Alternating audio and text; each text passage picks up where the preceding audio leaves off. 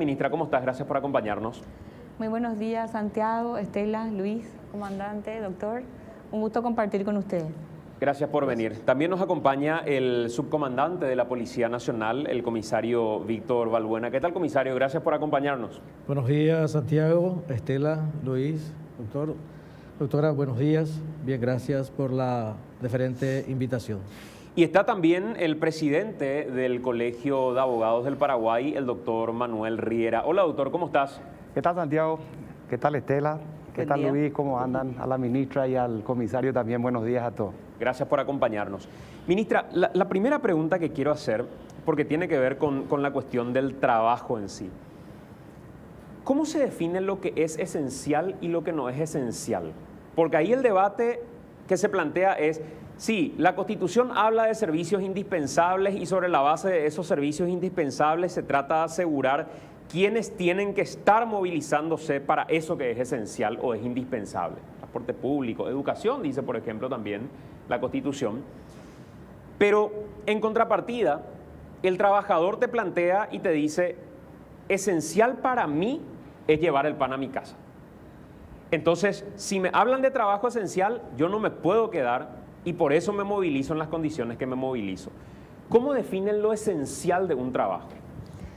Bueno, Santiago, en la elaboración de ese decreto, en la elaboración de estas nuevas medidas restrictivas que nosotros no las queremos, digamos, tildar de fase si son nuevas medidas restrictivas, justamente lo que se hizo es equilibrar estos y ponderar valores, ¿verdad? Es decir, cuidado a la vida, a la salud, pero también la economía y el trabajo. Por eso es que a partir de una regla general que sin duda limita la movilización o regula la movilización o el derecho a la movilidad, se establecieron excepciones justamente basadas en el trabajo. Y te puedo decir que el sector primario, todo el sector agropecuario, el sector secundario, es decir, industrias y construcción, por ejemplo, e incluso el sector terciario en comercios esenciales, como vos decís, provisión de alimentos, farmacia, porque tiene que ver con la alimentación y la salud, por eso lo llamamos servicios o comercios esenciales, y hasta los comercios no esenciales pueden operar, pero a puerta cerrada, es decir, con servicio de delivery. Incluso el sector gastronómico, también, que es un sector ya terciario, también pertenecen al sector terciario, también pueden operar, pero a puertas cerradas para llevar, digamos, y también con el servicio de delivery. O sea, no hay un cierre total del trabajo, sí hay una moderación, una regulación de ciertos derechos, ponderando y haciendo, digamos, prevalecer otros fundamentales como son, por supuesto, el derecho a la vida y la protección de la salud y la integridad física, que como ustedes saben, están establecidos también como valores preponderantes en la propia Constitución Nacional. Y en la propia Constitución Nacional, también en el artículo 68 claramente, se establece que el Estado protegerá la salud y la vida de las personas. Y el Código Sanitario es la expresión legislativa de la Constitución Nacional al establecer que el Poder Ejecutivo puede declarar el estado de emergencia como lo hizo ya en el mes de marzo del año pasado, ustedes lo saben, y puede establecer medidas hasta extraordinarias que vayan, digamos, cumpliendo ese deber constitucional de proteger mayormente la vida y la salud de las personas. Entonces, esas imágenes que vemos hoy, así como vos lo mencionás, Santiago, de trabajadores, son trabajadores que pueden trabajar hoy, que están exceptuados sin duda muchísimos trabajadores. Es más, yo quiero acotar algo muy importante, porque lo trabajamos con los diferentes sectores. Eso también es importante mencionar. Acá no es que se establecieron medidas sin un diálogo, sin mesas de trabajo. Acá nos reunimos, el Gobierno Nacional realizó varios focos de diálogo con los diferentes sectores. Y algo importante que se estableció, Santiago, es que también se permitirían todas las actividades o acciones administrativas de las empresas que tuvieran que ver con el cierre de mes, porque no son cualesquiera días, ¿verdad? Son cierre de mes. ¿Qué porcentaje del trabajo hoy está frenado? Bueno, podríamos hablar del sector terciario en general, que está regulado, porque no está frenado absolutamente, sino está afectado, cierta afectación tiene. Estamos hablando de un 60% de la población económicamente activa, pero de ese 60% no está anulado la totalidad, sino que sí puede trabajar, pero con una regulación. Entonces, ¿qué es lo que en la práctica está sucediendo, Santiago? En la práctica está sucediendo que este sector Número uno, ha otorgado, por ejemplo, vacaciones en estos días hábiles a sus trabajadores. En segundo lugar, algunos sí ya han recurrido a la suspensión de contratos de trabajo. Tuvimos un aumento esta semana, sin duda. Tenemos unos 2.700 trabajadores ya en pedido de suspensión nuevo esta semana. Cerramos ayer con ese número. Pero ha sido una medida dialogada incluso con los sectores como una gran, digamos, herramienta para sostener el vínculo formal. Nosotros tenemos que mencionar también que todas estas medidas, muy importante es mencionar, que también las fuimos tomando en base a la evidencia. Nosotros no tenemos un mes de experiencia con la pandemia, tenemos un año ya. Y sabemos lo que funcionó, lo que no funcionó, lo que disparó en su momento los focos de contagio, lo que aceleró la velocidad, dicho por el propio Ministerio de Salud. Entonces, en base a esa evidencia fueron tomadas también estas medidas, que vuelvo a decir, son medidas de regulación y moderación, no anulan derechos en forma absoluta, sino ponderan ese equilibrio que necesariamente tenemos que hacer al proteger la vida y también la economía y el trabajo. Quizás, ministra, sería más fácil decir cuáles son los sectores afectados, o sea, las actividades prohibidas, porque es tan amplio lo otro cuando se dice servicio esencial. Por ejemplo, uno pone servicio de salud. Bueno, el servicio de salud necesita que la industria del tapabocas siga funcionando, que los que dan el oxígeno sigan trabajando y así sucesivamente. Es amplísimo. La cadena logística. La cadena logística que implica eso. ¿Qué es lo que está prohibido? Bueno, en general, Estela, está prohibido la realización de eventos, también el sector gastronómico de venta al público, el sector de centros comerciales en general y sobre todo las áreas comunes, también todo lo que tiene que ver con deporte colectivo, las academias también. Eso es lo que está. Y por supuesto el transporte de larga distancia, ¿verdad? Que también está recurriendo a medidas de sostenimiento del vínculo. Todas estas actividades, si nos preguntamos qué tienen de común, son aquellas actividades que por criterio epidemiológico sostenido por el Ministerio de Salud llevan o conllevan de por sí una mayor interacción social y por ende llevan el riesgo de mayor velocidad de contagio. Por lo tanto, por recomendación del Ministerio de Salud y hablado con los diferentes sectores, son los que se han aminorado en este plazo de 9 días. Bueno, y ahí vamos a entrar un poco en la polémica. ¿Quién se encarga del control de lo prohibido y cuál es la sanción por ir a hacer lo prohibido? Bueno, en realidad las funciones de control están a cargo del Ministerio del Interior, de la Policía Nacional. Se ha establecido también, se ha cuidado redactar en el decreto también las posibilidades de control y fiscalización de todas estas medidas. Acá hay que entender también algo muy claramente. Son medidas restrictivas establecidas que deben ser cumplidas y también, por supuesto, conllevan una gran responsabilidad ciudadana. Mucho del éxito de estas medidas dependerán sin duda del control, pero también del acatamiento que haga la ciudadanía. Ahí puntualmente, para revisar algunos casos, por ejemplo, si son comercios que no pueden abrir las puertas, que deben operar a puertas cerradas, ¿quién va a controlar que esos comercios trabajen de esa forma? ¿La policía? ¿Comisario? Vamos a hacer un control, depende, si son empresas formales, también el Ministerio de Trabajo tiene la potestad de realizar esos controles como órgano rector de seguridad ocupacional y por supuesto el Ministerio Público, el Ministerio del Interior con la policía. Ahí al comisario creo que podemos trasladarle para ir evacuando esas consultas. Hay muchísima gente que plantea inconvenientes de lo que le pasa de forma directa. Sí. El odontólogo te dice, y yo puedo trabajar, porque yo considero que mi trabajo es esencial, estuve parado durante todo este tiempo, yo conozco los riesgos, te dice el odontólogo. Es más, el otro día me encontraba con un oftalmólogo y me decía el doctor Civils, Santi, yo sé que en el trabajo no me voy a contagiar, porque todas las medidas que uso son medidas de extremo cuidado. Pero voy a casa y ahí me relajo, viene mi hijo, me abraza, no tiene tapabocas y ahí voy a correr riesgo probablemente, claro. No acá en el trabajo donde tengo todas las medidas sanitarias. Entonces, si el odontólogo ya aprendió, así como decías, ministra, en un año todo lo que hay que hacer, ¿Cuál es el criterio para decir ese no es un trabajo que se pueda permitir en este momento? ¿Hay algún número que nos diga el índice de contagio en consultorios es enorme, por eso estamos tomando la medida? ¿O es una cuestión de no creemos que sea esencial y lo frenamos, aunque para ese odontólogo sí sea esencial? Pero así, comisario, hay un montón de preguntas como el que el otro día decía en la radio: yo tengo que buscar a mi señora en moto en un horario determinado, ella es enfermera o ella trabaja en una farmacia, ¿y cómo yo justifico que me estoy movilizando para eso? ¿Me cree o no me cree el policía que está en ese lugar la historia que yo le estoy contando? ¿Cómo van a definir esas cuestiones, por ejemplo, comisario, en la calle? Bueno, en primer lugar, debemos de considerar que este decreto, el último decreto, el espíritu del decreto mismo es un poco de hacer menos rápido, ralentizar la velocidad del contagio. Por eso es que nosotros pedimos la conciencia a las personas, porque la Policía Nacional en esta etapa de la pandemia no va a salir a la calle a detener a las personas, a meterle preso a las personas, no.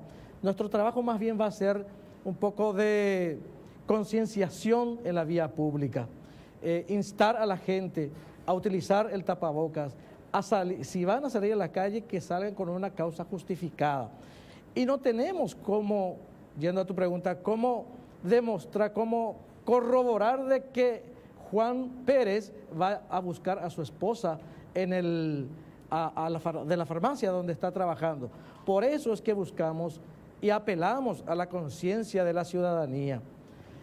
Este trabajo, por eso lo estamos realizando, pidiendo la cooperación de varias instituciones que coadyuvan también a nuestra tarea: las Fuerzas Armadas, Ministerio de Justicia, de Trabajo, Ministerio de Obras Públicas, la DINATRAN, las municipalidades mismas. Pero, comisario, bueno, eso significa que no solo el subcomandante tiene que tener ese criterio.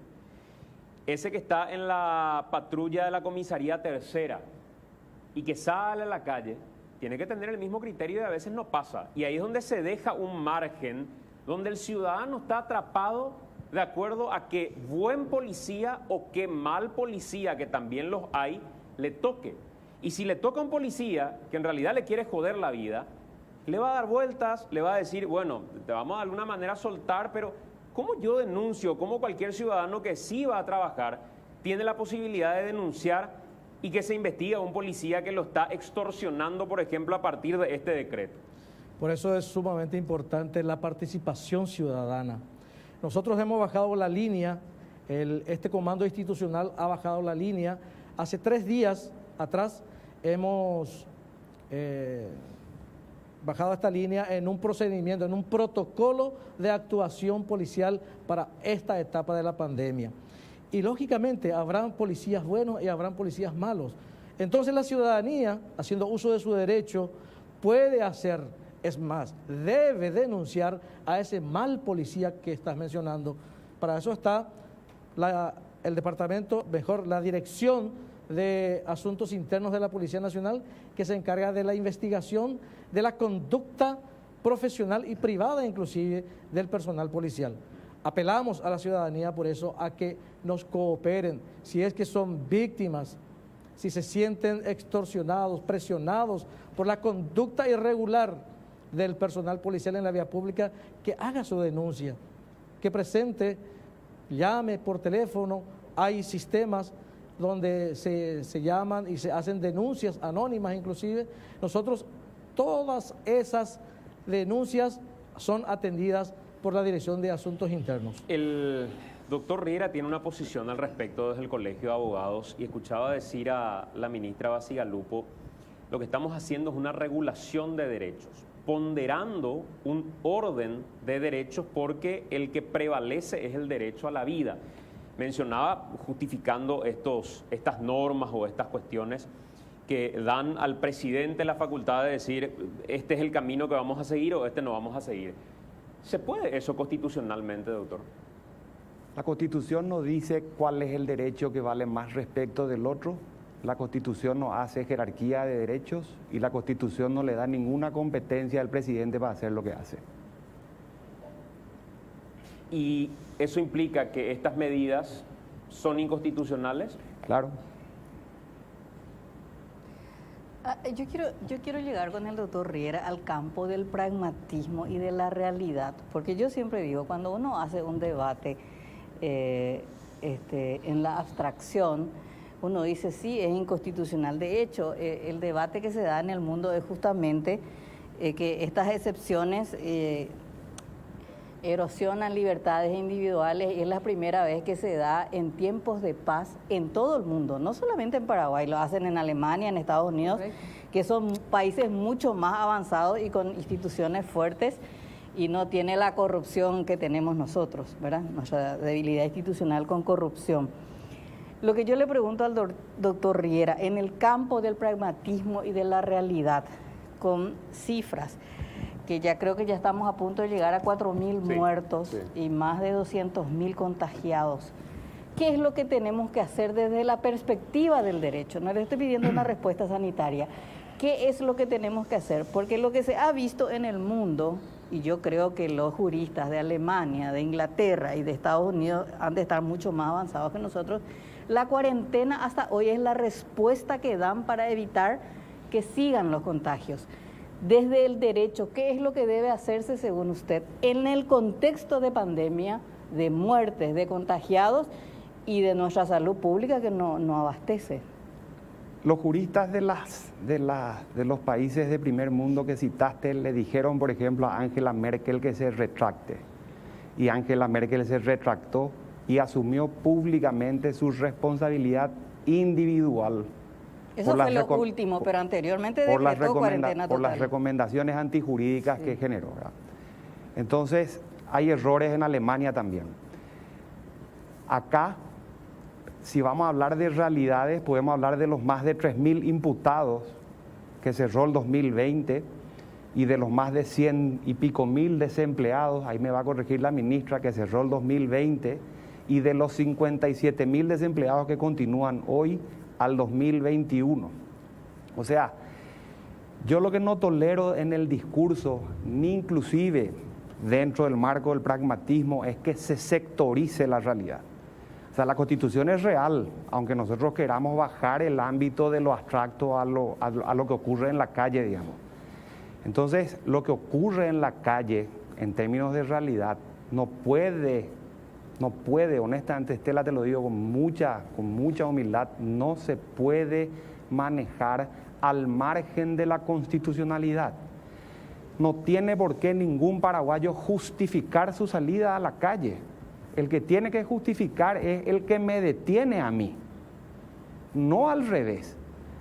La descripción que se acaba de hacer acá, de poner todas las policías en las calles, de poner los linces, de poner los militares, de poner los miembros del Ministerio de Justicia y Trabajo, de cerrar las cosas, de esto y lo otro, podrán, cierto, ser una medida gubernamental en el marco de la salud, pero la salud no es la única realidad. Eso es lo que yo digo. Entonces, toda esa descripción de esa realidad, yo la describo como un estado policíaco. Graduado, no hay problema. Comparado con otros grandes regímenes, no hay ningún problema. Pero si vos tenés policías en la calle preguntándose qué es lo que justifica que usted esté en la vía pública, eso es policíaco, conceptualmente, pragmáticamente, normativamente e históricamente. Y yo no puedo no decirte desde el ámbito en el que trabajo, y con mucho respeto y tratando de ofrecer alternativas, que el gobierno pueda hacer nomás medidas que en el marco de la salud restrinjan otros derechos u otras garantías cuya obligación es garantizar. ¿Qué es desde el derecho, desde su planteamiento? ¿Qué es lo que, si usted fuese el asesor jurídico del presidente de la República, cómo tiene que ser en el contexto de la pandemia? No quiero dibujitos de pizarrón. Con las armas constitucionales que existen. Con lo que tenemos, con lo que somos. Porque es lo mismo cuando se dice el transporte público debe ser Pero nuestro transporte público así funciona. Así De funciona. la noche a la mañana no vamos a tener buses de primer mundo, ni que todo el mundo va a venir sentado, porque eso es una cuestión mágica que no va a ser ahora. Hoy, en el contexto de nuestra realidad, si usted fuese el asesor jurídico del presidente, ¿qué va a proponer? Yo ensayé- Perdón, yo doctor, sí, antes perdón, Luis. le agrego un dato que es muy importante. Con los hospitales saturados, con la cantidad de muertos, o sea, viendo todo el contexto general, Claro. porque me gustaría reforzar la pregunta de Estela, porque es muy importante que se tomen medidas y está buenísimo el planteamiento que usted está haciendo, pero este punto que plantea Claro. Estela de la realidad con la cantidad de muertos y sin lugar en los hospitales, públicos o privados, es fundamental. Es que es tal cual como dice Estela y tal cual como lo decís vos, Luis. Lo que yo digo nomás es que esa no es la única realidad. Yo no pido que se desoiga esa es pero esencial, no hay ningún problema, pero las miles y miles de personas infectadas, o las miles y miles de personas fallecidas, o de las miles y miles de personas internadas, no son más importantes que las miles y miles de desempleadas. No son. Muéstrenme la Constitución, pido disculpas y me retiro, pero no hay esa distinción. La indispensabilidad de la que hablaba Santiago es del servicio público, no de mi libertad privada. Lo indispensable es que quien no puede educarse por sí mismo sea educado por el Estado. Quien no puede adquirir a las cifras multimillonarias el sistema de salud que tenemos desde el Estado, que el Estado te lo garantice. Si yo no puedo transportarme, que el Estado me transporte. Pero si yo no quiero transportarme con el Estado, si no quiero los defensores que me defiendan en juicio, si no quiero la salud pública y me quiero ir a la privada, nada me impide. Yo no tengo que justificar eso. Yo le diría a los asesores de la Presidencia de la República que el lenguaje del gobierno sea más simple. No puede el decreto empezar por una prohibición y después sacar un menú de 60 excepciones, porque la casuística es la que complica.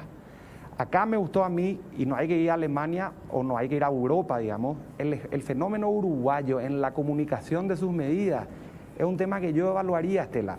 La calle Pou, que es un tipo que tiene clara visión del respeto a las garantías privadas, tiene un lenguaje que dice: vamos a cuidar tu burbuja. El Estado no se vuelve el redentor de la salud de la población, comparte su responsabilidad con el sector privado. Define la burbuja. La burbuja supone, por decir una tontería, un distanciamiento, un tapabocas, una higienización de manos con alcoholes y jabón y cierto tipo de cuestiones. Esa burbuja puede ser mi casa, puede ser mi oficina, puede ser este estudio, puede ser mi auto, puede ser el micro. Si el micro rompe la idea de burbuja, el micro es antihigiénico o no es saludable. Para hacer la pausa me gustaría escuchar antes a la ministra Bacigalupo, que es también mujer de derecho, Sí, y por me favor. gustaría escuchar cómo se refutan esas ideas, ministra. Bueno, Sí, yo por creo favor. que el doctor, con mucho respeto, parte de una realidad que no es. Si hoy no estuviese la pandemia amenazando día a día la vida y la salud de las personas, constantemente como lo estamos viendo, bueno, sí podríamos hablar de la digamos, existencia de un Estado policíaco, pero hablemos claro, hablemos de que hay una pandemia que es una amenaza, estamos en un pico de contagio, hablemos también de la historia de esta pandemia, porque es fácil ahora, digamos, salir con argumentos, decir, no hay que limitar las libertades. A ver, miremos atrás, miremos el año pasado, desde el 9 de marzo. Estas medidas restrictivas, señores, permitieron a Paraguay ser uno de los países que mayormente contuvo el nivel de contagios durante meses. Con la entrada de la cuarentena inteligente, esa cuarentena por fases, también logramos contener en gran medida los contagios. Ustedes se acuerdan, nos acordamos todos. Y sobre todo, doctor y Santiago, Estela, la reactivación del empleo realmente se fue dando. Porque como esas medidas sanitarias fueron muy duras al principio, eso también permitió que Paraguay rápidamente volviera a abrir toda su actividad laboral. Por eso, nosotros el año pasado cerramos un año 2020 con un cuarto trimestre de altísima recuperación del empleo. En ese cuarto trimestre, 145.000 personas, no lo digo yo, lo dice el INE, salieron del estado de desocupación, de inactividad y de subocupación y se sumaron a la ocupación plena. ¿Y saben dónde estuvo la gran diferencia? En el sector asalariado privado.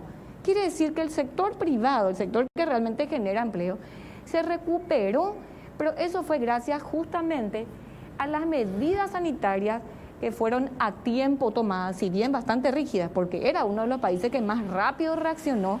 Y ahí yo no sé, por lo menos no vi ningún comunicado del Colegio de Abogados, porque ya hubo restricciones y bien fuertes de la fase 0, la fase 1. Recién en la fase 4, cuando se permite la mayor interacción social, los eventos, ahí es donde realmente hubo ya una mayor velocidad de los contagios, porque es directamente proporcional a mayor interacción, mayor contagio. Y yo quiero un poquito rebatirle al doctor lo que dice Uruguay.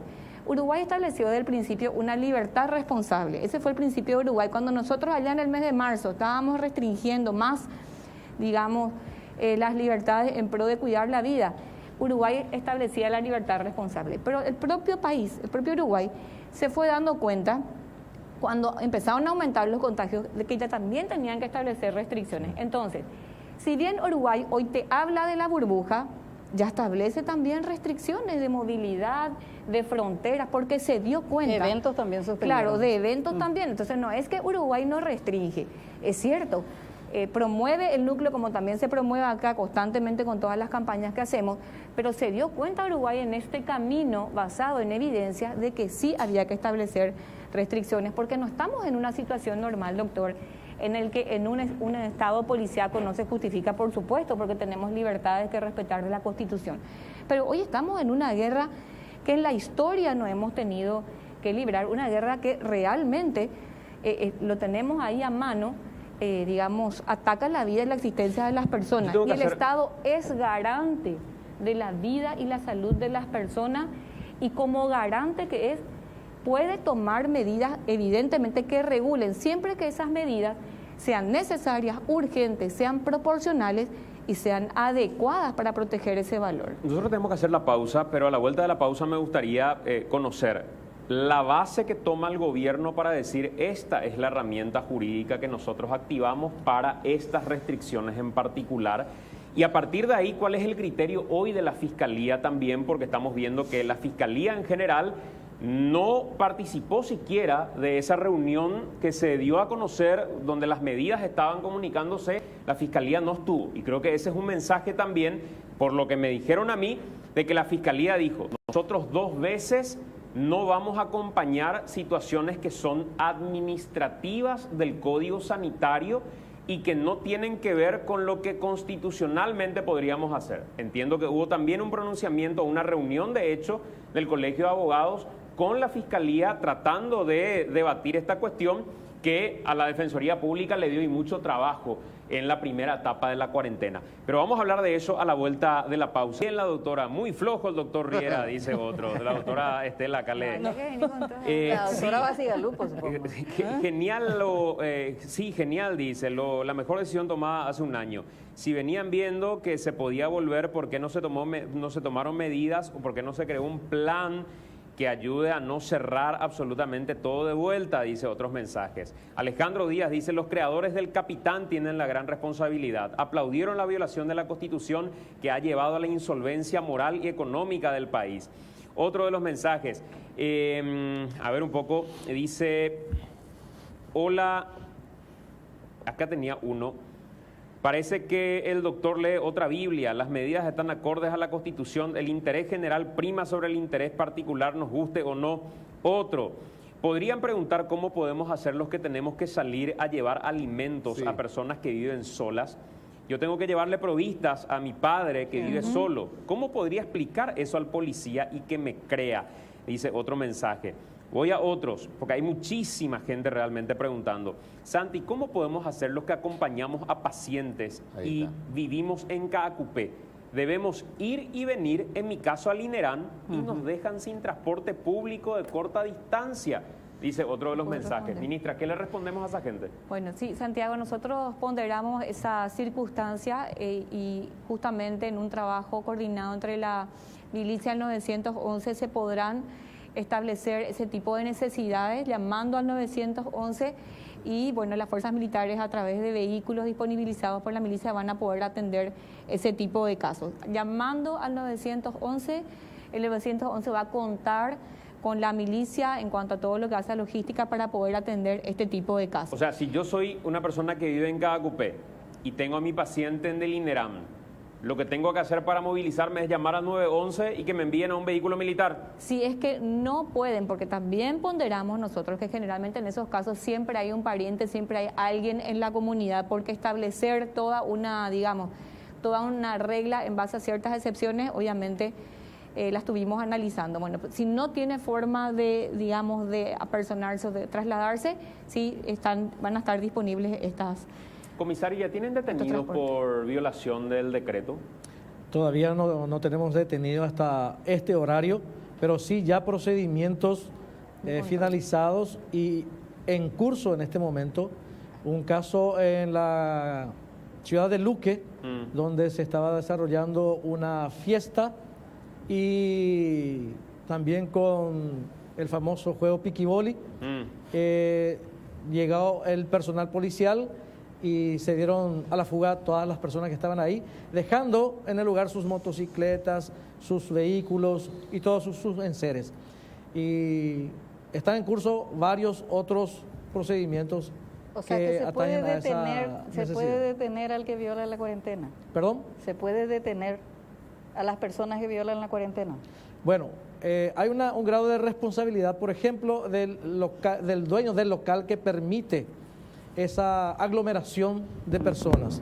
Nosotros lo que hacemos es ir al lugar, el procedimiento, el protocolo señala de que vamos a identificar a las personas, vamos a labrar un acta, documentar el procedimiento y comunicar a la instancia que corresponde. Si es una falta administrativa, entonces al Ministerio de Salud Pública para que los jueces de falta de ese ministerio puedan echar luz al respecto. Ahora, si pasamos a otro estadio, como el caso de la resistencia que se menciona, entonces sí, ya cambia el procedimiento y puede haber detenido. Claro, pero la violación de la cuarentena, un poco lo que planteaba hace rato nuestro televidente, es decir, yo estoy viniendo de Caacupé porque tengo que irme al INERAM a cuidarle a mi madre o a algún pariente. Estoy violando la cuarentena, ¿verdad? Sí, pero es una causa justificada. Cuidado, no. Claro, Es pero una causa justificada. El cuidado ¿cómo? está aceptado. A mí lo que me gustaría es que la policía, y justamente yendo al terreno del doctor Riera, con respecto a las libertades individuales y de movilidad, yo a lo mejor no tengo una constancia que diga que yo le estoy cuidando a mi mamá en el INERAM. No me van a pedir en el INERAM. No me van a pedir en el INERAM. Entonces yo vengo en auto, en colectivo o lo que sea, en moto, y la policía me detiene. Me dice, ¿a dónde te va? Me voy al INERAM. Es su palabra, es mi palabra contra la del policía. Y por eso es que es importante tener claros los protocolos, comisario, porque, como decía hace rato Santiago, puede que uno encuentre al policía bueno que comprenda mi situación y me deje pasar, o al policía que no solamente es malo, sino que me quieco y me... no. La discrecionalidad. La es un problema. discrecionalidad, lo que a mí me preocupa, porque usted y yo sabemos que eso pasa todos los días y tenemos hasta videos de extorsiones policiales. Santi, Entonces, ese es el punto que a mí me preocupa, Luis, porque decir, ¿cómo? Entonces yo le tengo que tener poder de convicción para ese policía que me detiene a preguntarme por qué yo estoy violando la cuarentena. y En ahí- el caso ¿Qué hago? que estás mencionando, Estela, por lo menos voy a tener una receta del doctor que me está tratando a mi familiar. Algo debo mostrar para que el policía también se convenza. Y yendo un poco otra vez para atrás, el ejemplo que mencionó Santiago al inicio, que va la persona a buscar a su esposa que Ese trabaja en la ese farmacia. no puede tener ninguna constancia. Sí puede tener. Sí puede tener de la esposa. La esposa que está trabajando en la farmacia puede pedir una constancia de trabajo a su patrón. También ¿no? creo que es, comisario, una cuestión lógica. No hay que pretender que todo tenga... Ahí es donde Claro. se entra un terreno donde yo no puedo pretender que toda la gente vaya a pedirle una constancia a alguien que le autorice movilizarse. Claro. Porque si no Santiago. vamos a caer, ¿sabes en qué? Vamos a caer en lo que fue un chiste el otro día. el asaditero que ponía una justificación para movilidad. Y vos decís, cierto, ¿por qué el asaditero no puede pedir un documento que diga que estuvo ahí esa persona? Ese es un documento que me va a permitir a mí ejercer mi libertad de movilidad cuando tengo una justificación para moverme encima. O si no tuviera, si quisiera salir de casa para hacer ejercicio y me paso los 500 metros y voy 501 metros, se cae en un nivel de discrecionalidad enorme. Entonces pregunto ahí y traslado al doctor Riera, ¿cuál es la herramienta constitucional que sí puede activar eventualmente determinaciones que tome el gobierno? Porque hablan del Código Sanitario. Y ahí la Fiscalía hoy tiene una tesitura que entiendo tiene la base también en un análisis realizado, entre otras gente, por el doctor Preda, que dice que viola el Código Sanitario quien está obligado a una cuarentena sanitaria, que es la persona infectada o la persona que tuvo contacto con un infectado. Si una persona está sana, no cumple con el criterio de cuarentena porque no expone a nadie estando esa persona sana. Ese es el criterio que hoy la Fiscalía dice, nosotros creemos que es sólido, entonces que vayan administrativamente al Ministerio de Salud. ¿Cuál es la base constitucional para tomar alguna medida? ¿Qué medidas? Hay una ley, Santiago, la pueden consultar, es la 716 del año 95, 96, si mal no recuerdo, que es la que hace la referencia a la cuarentena, cuya violación supone un delito inclusive de restricciones de libertad. Pero se menciona nomás la cuarentena, no se define. Entonces yo le consulté a Ricardo Preda, y le consulté a Luis Bertón, y le consulté a Pato Bertón, y le pregunté a Gonzalo, y le pregunté a los Quesada, y le pregunté a los Daniel, y le pregunté a todos los penalistas que conozco, y nadie pudo definir cuarentena. ¿Cómo define hoy la cuarentena el gobierno actualmente? Por decretos. ¿Cuántos decretos dictó en el marco de la pandemia el Poder Ejecutivo? Más de 60. Y desde marzo del año pasado, cuando estábamos por el 3.600, hoy estamos entrando al 5.000. ¿Cómo le explico al ciudadano de a pie cuál es el decreto vigente? ¿Cómo le explico al abogado de a pie cuál es el decreto vigente? O sea, no es que yo no estoy en la realidad, la normativa es mi realidad.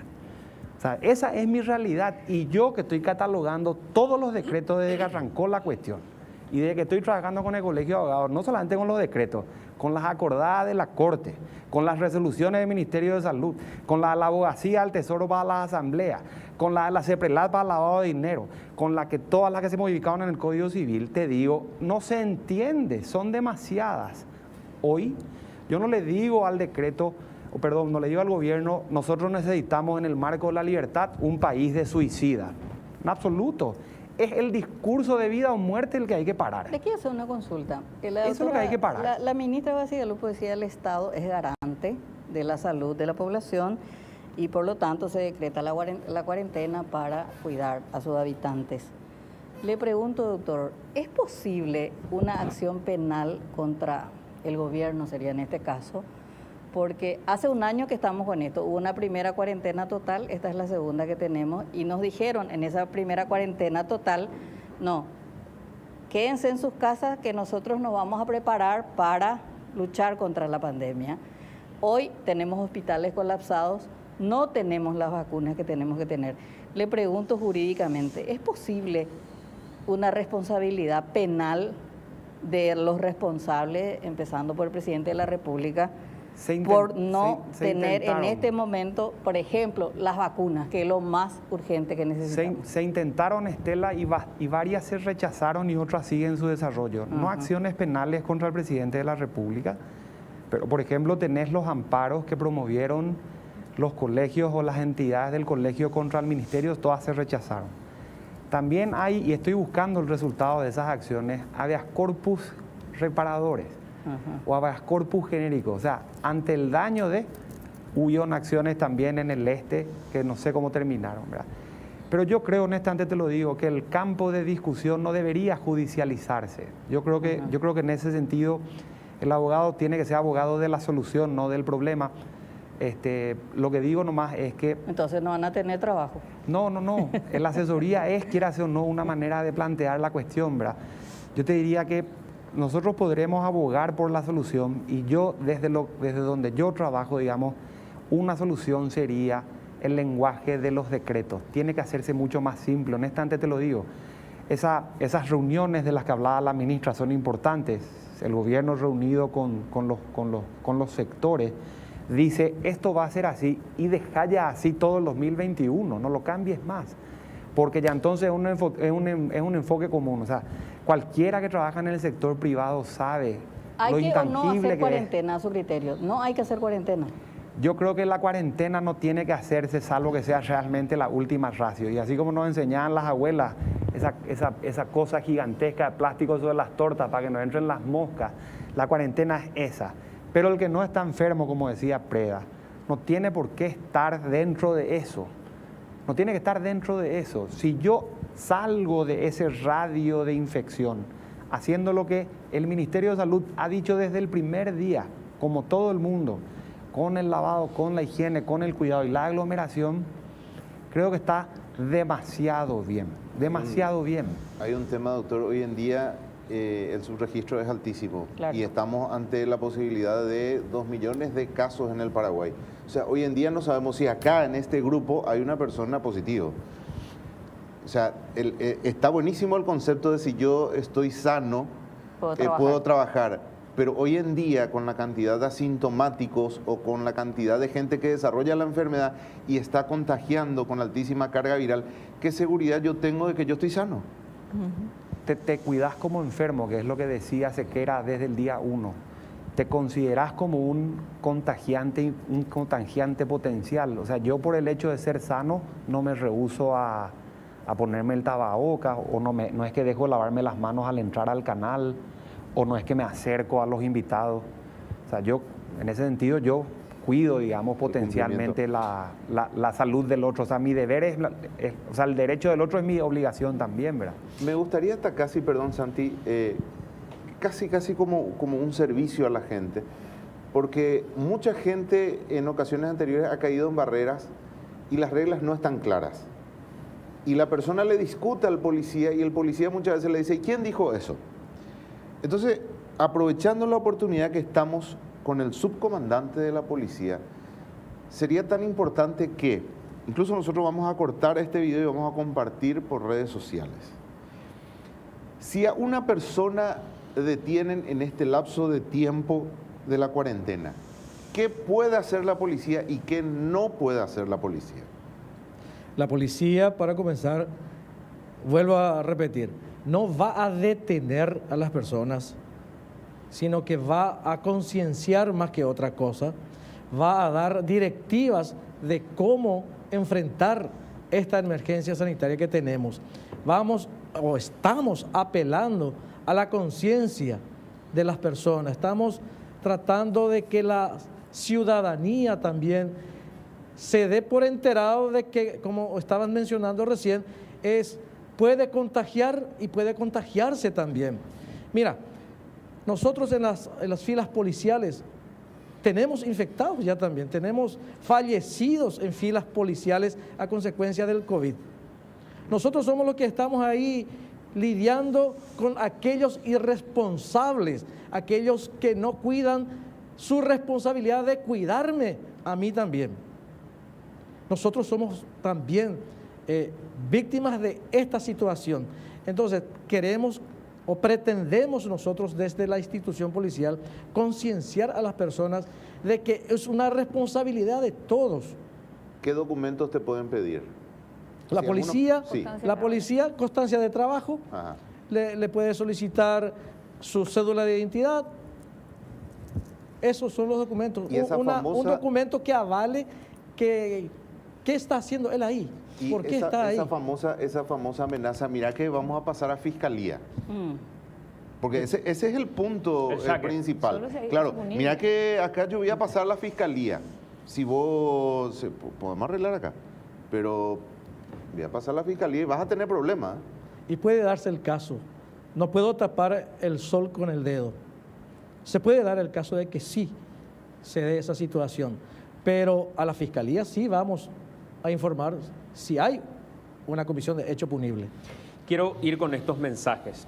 Mi mamá está internada por COVID en un hospital público. Con suerte tengo en mi WhatsApp una foto de una receta vieja. No hay forma de que los policías me crean. Igual, ahora estoy camino al hospital a llevar el desayuno. Si me atajan, me voy a pelear con quien sea.